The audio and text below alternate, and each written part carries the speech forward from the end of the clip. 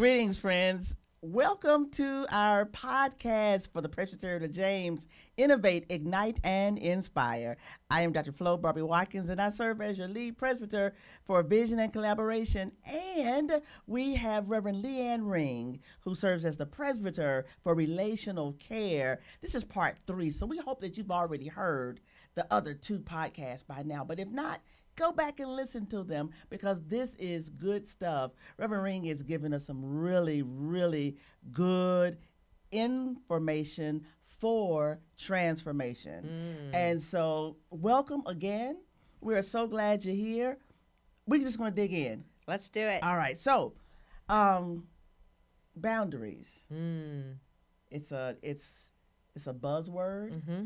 It's a word that some pastors stay away from, and some pastors have really good boundaries. We've been talking about, how the presbytery can help with care and self-care and promoting good, healthy boundaries. So I want to continue that conversation. So tell our listening audience and our folks, how can the presbytery support pastors in their care of parishioners, educators in their care of children and youth and adults ministries, commission pastors? How can we, us, help them in having good boundaries? I think an important part is to continue to have it at the top of our things that we're communicating about. Our expectations. So when a pastor comes into the presbytery, they're given our expectations of faithfulness. That shouldn't just be a document that they see once and then they don't see again until they go to a different presbytery. We need to be talking about what boundaries are, talking about this in a podcast, talking about it in a current, writing a newsletter article, just keeping it in front of people, because it's when you stop talking about it that the boundaries get slippery. And so you need to be intentional and focused on what's appropriate. And sometimes you lose track of where you are and you lose track of where the line is. And so that's where that connection piece is going to be so important, that you're connected to a group of colleagues, educators, ruling elders, pastors, people who are doing the same kind of responsibilities as you, so that you can have conversations and sort of get that annual checkup or that biannual checkup or whatever you need in terms of keeping you on track with being responsible. Because boundaries are about understanding that there has to be a line that protects you and protects all of God's people. And you have to acknowledge that line. And sometimes you have to be reminded about that line. And some people are going to be better at it than others. And so there are going to be people in the presbytery that are good cheerleaders for appropriate boundaries. And we take advantage of that energy and enthusiasm and bring them on the podcast and have them talk about what it looks like. And we keep our eyes open for those who are crossing the boundaries and be courageous to speak to those boundary crossings as not okay. And that takes courage. Sometimes that takes a community so that you're not doing that conversation on your own. But if we can't speak to when boundaries are crossed, then we really don't honor any kind of boundary.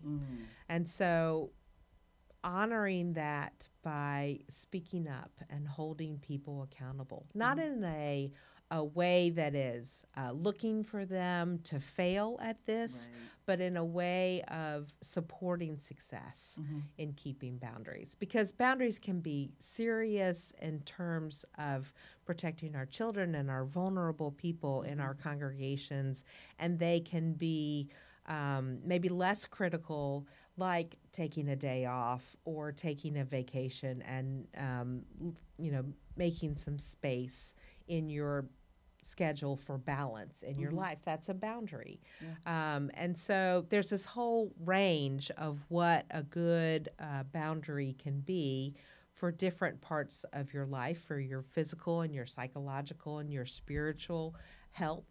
And we need to care and think about all of those. And we need to expect our pastors and educators and leaders to care and think about those as well. Yeah. That sounds great. And again, I think that part of those boundaries, or keeping those boundaries, it makes the system work better. I remember a church consultant that my congregation worked with way back in the day, and she said, if I can train you all to do anything, it will be to take out your own trash.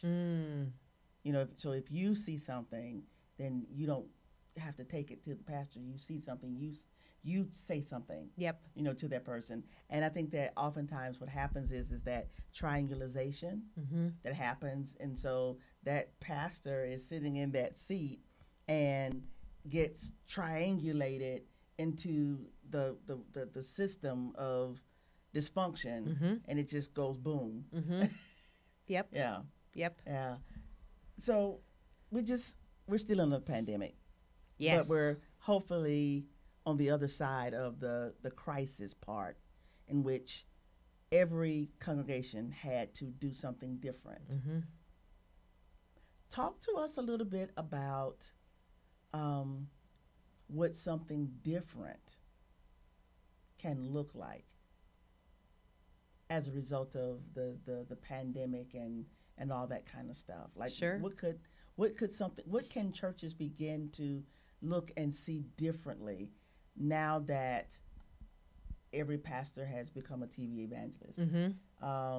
You're scanning QR codes to give money in church.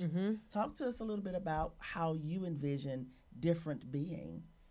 Well, I think the opportunity of COVID let us figure out what was most important in the moment, what we had to keep going with doing, and what we had some wiggle space to do with, from what is a communion element all the way down to what does church programming look like.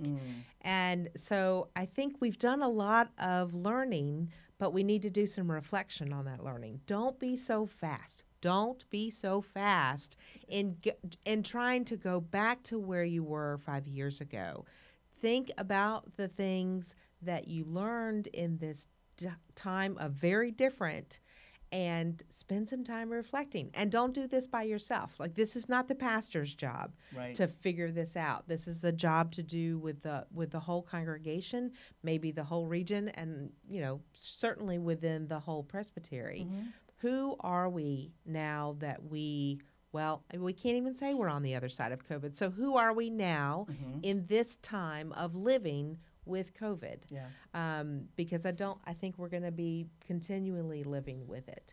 And I do think we need to make some space to mourn the things that we don't have anymore, or that we lost because of COVID. And I think we need to be willing to say that there are some things we don't need to pick back up.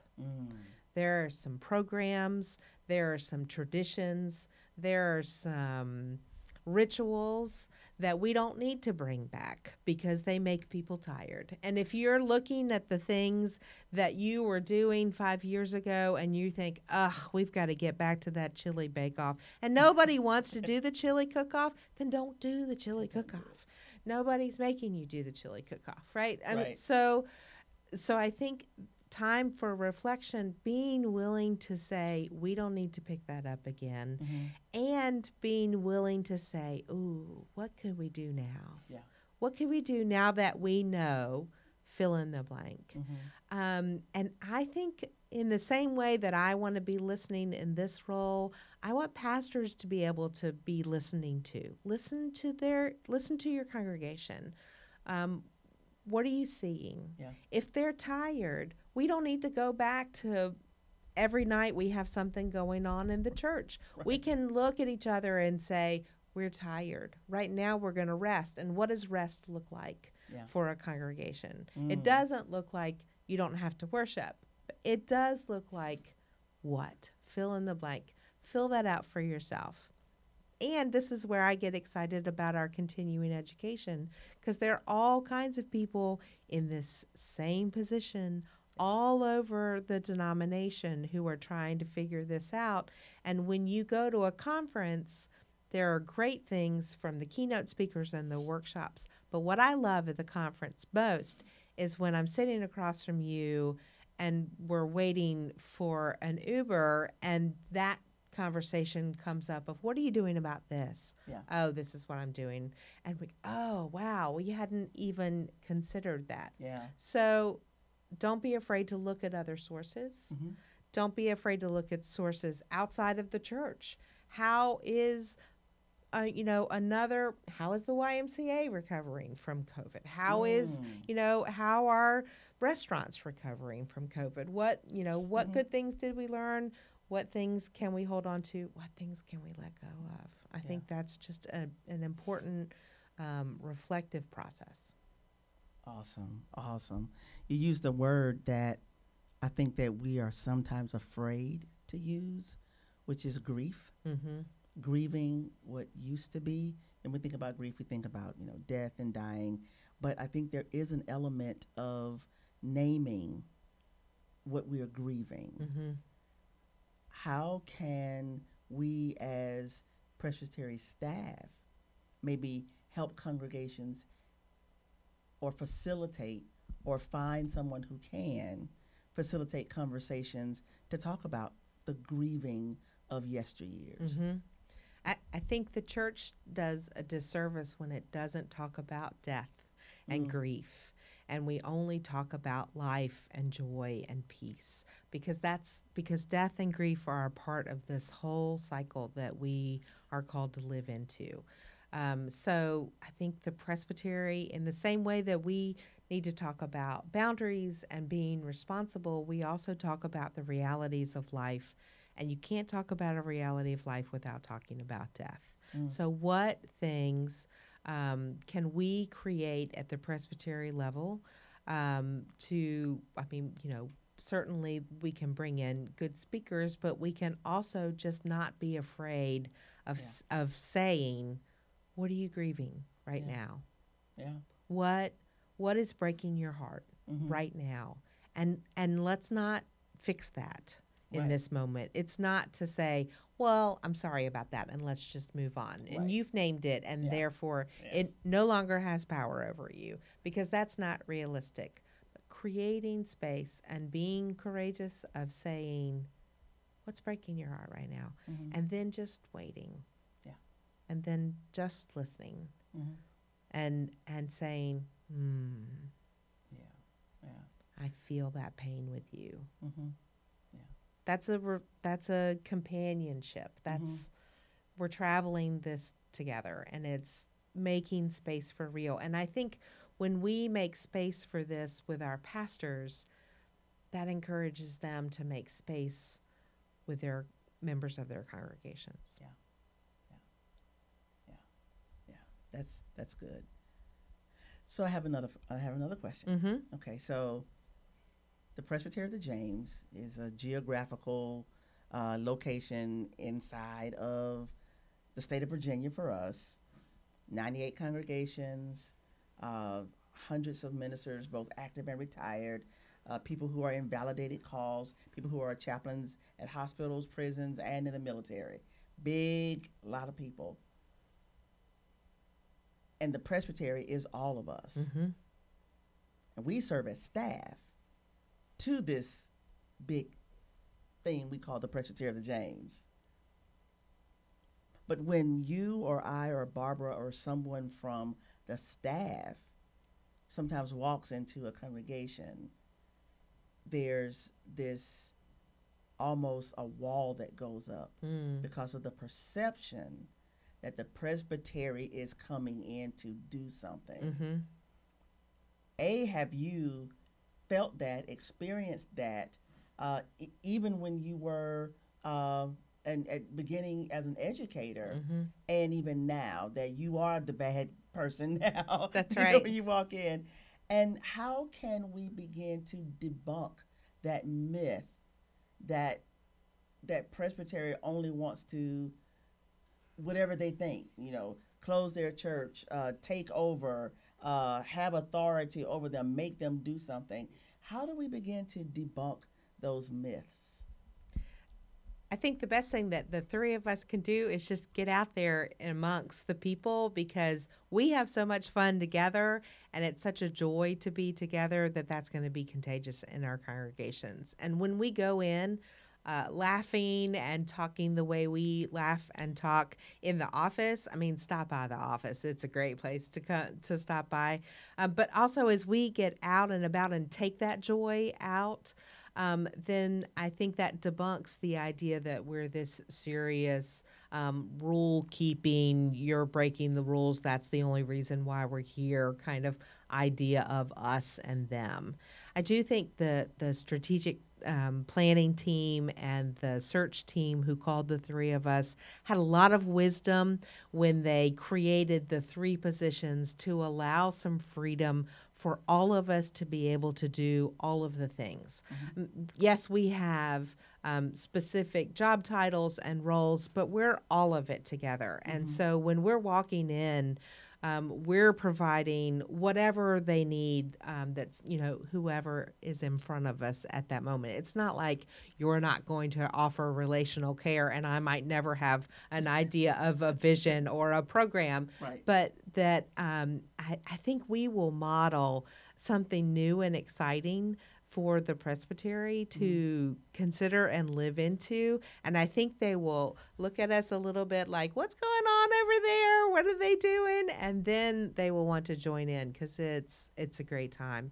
And there's a lot of joy in the work of the Lord, in the way that we're designed, and the gifts that we have and that we bring to this position. So I'm delighted that the Presbytery has taken this leap and thinking about and expanding the roles of leadership at the Presbytery level.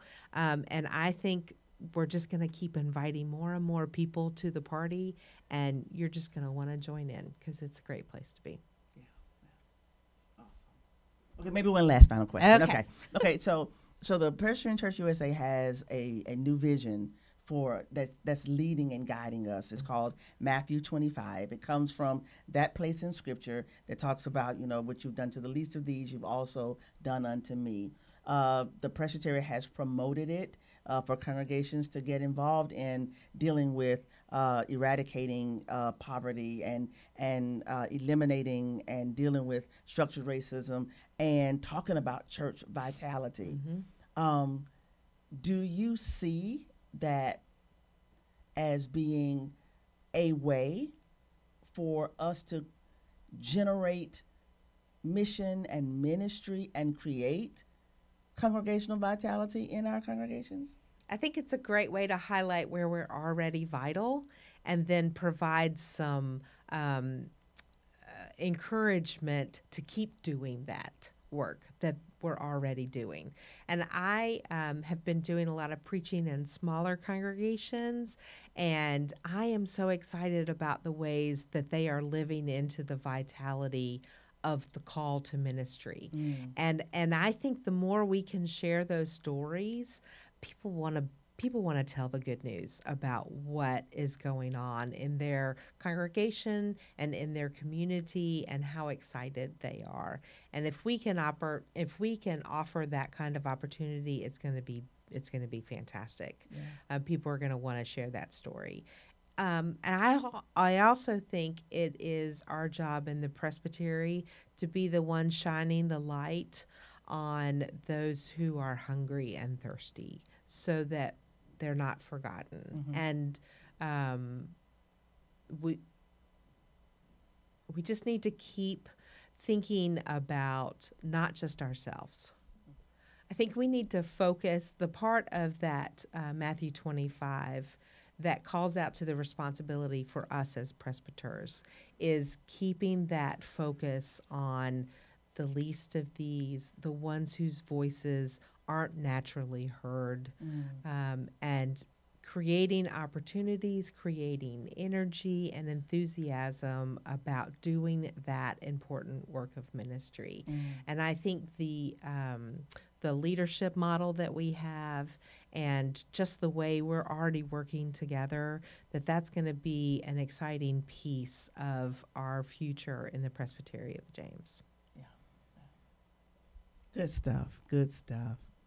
Well, I don't know about you all, but I have thoroughly enjoyed this interview. It's been amazing. Leanne, thank you so very much for hanging out with us over 3 episodes and talking about your role as the Presbytery for Relational Care and some of what you see as a vision for the future of the Presbytery of the James. I'm just delighted to be your colleague in ministry. I'm glad that God called the 3 of us together to be the 3 presbyters. And I look forward to many, many years to come of helping to embody what Christ and instituted in the church, which is that rock and that foundation, so that men and women, boys and girls, siblings, in this broken and fearful world can know somebody loves them and that they're loved by God and that they're loved by others. It's life-giving stuff. Yeah. Any final words for our listeners today? I'm just excited to be on this team. It's great work. It's important work. It's hard work, and it can be isolating work, but it doesn't need to be. So I guess my last thing is reach out. Reach out and call. There's not a bad call among the 3 of us. That's right. Let us know what you need, and let us know what you're excited about, and let us know how we can accompany you on your journey. Fantastic. Again, thank you so very much. Hey, everybody, stay tuned because we have more episodes coming. So make certain that you subscribe to this podcast. Again, Leanne and Flo. We're here as part of 2 of the 3. Thank you for listening and stay inspired.